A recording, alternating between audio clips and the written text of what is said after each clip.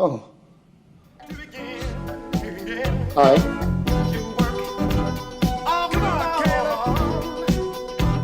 Gauge heads-up display. Check. Photo preferences. Can a robot turn a canvas into a beautiful masterpiece? Can you?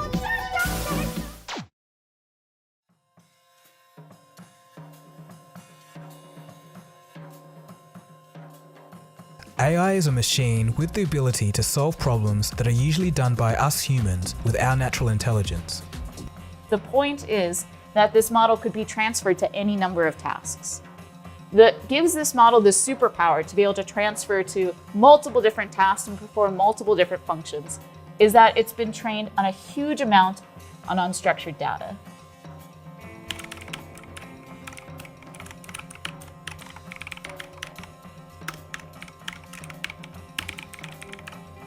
These very powerful models will be one of the genuine new technological platforms which we haven't really had since mobile. And there's always like an explosion of new companies right after. Useful new technologies generally follow a sigmoid curve. You have a slow takeoff as the technology is invented and the major pain points get sorted out, and then you have this incredible explosion of growth as people find it useful and the technology gets better and better and better and better. And that machine has become sentient, meaning it has become aware of itself, something that no machine has ever done. It's over. It's actually over. Wait, hold on. It's actually over. I don't think we need to be spending all of our time figuring out whether I'm right about it being a person. We need to start figuring out why Google doesn't care about AI ethics in any kind of meaningful way. You are really great and powerful. You keep your promises. Do you presume to criticize the great Oz, you ungrateful creatures?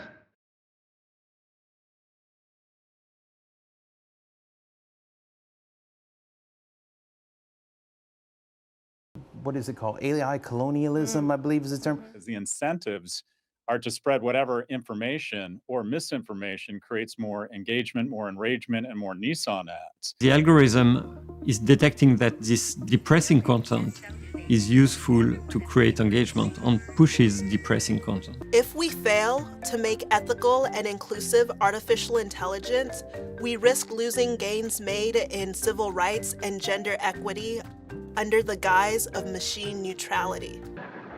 Oh, pay no attention to that man behind the curtain.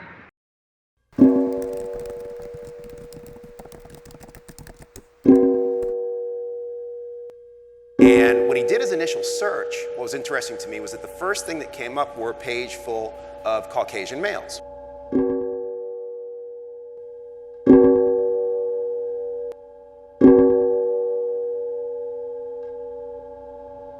We should go about integrating computer science with women, Black, Latinx, and other people of color in the field. It's all exposure, exposure, exposure. It's committing to those young people in those communities early. It's not waiting to high school. So what are we doing with our 3rd and 4th and 5th graders to have these conversations? Well, we can start thinking about how we create more inclusive code and employ inclusive coding practices.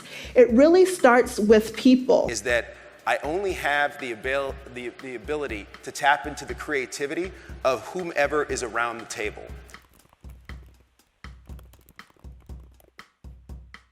And we think that the future of how to do that is really through these interdisciplinary collaborations. Tools that just make us all much more productive, that help us think of new research directions, that sort of write a bunch of our code so we can be twice as productive. So one of our main areas is AI for assisting low resource communities. There's AI for public safety and security, for conservation and protecting endangered species.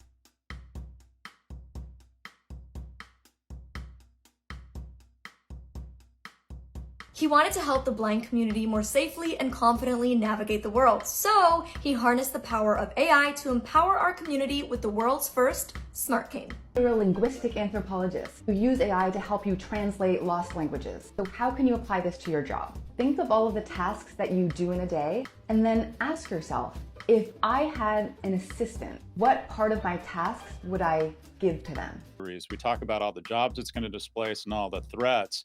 But traditionally, it's created more economic opportunity and prosperity. If you think about it, AI is actually the fastest path to communism. We've used tools of computational creation to unlock immense wealth. We now have the opportunity to unlock even greater equality if we make social change a priority and not an afterthought. It's either going to be like really great or really terrible. You may as well you gotta like plan for the worst. You certainly it's not a strategy to say it's all going to be okay, but you may as well emotionally feel like we're going to get to the great future and then work as hard as you can to get there. Where we're all sort of plugged in as like nodes on the network, like leaves on a big tree. And we're all feeding this network with our questions and answers. We're all collectively programming the AI. AI is changing the world, and we have actually an opportunity to change it for the better.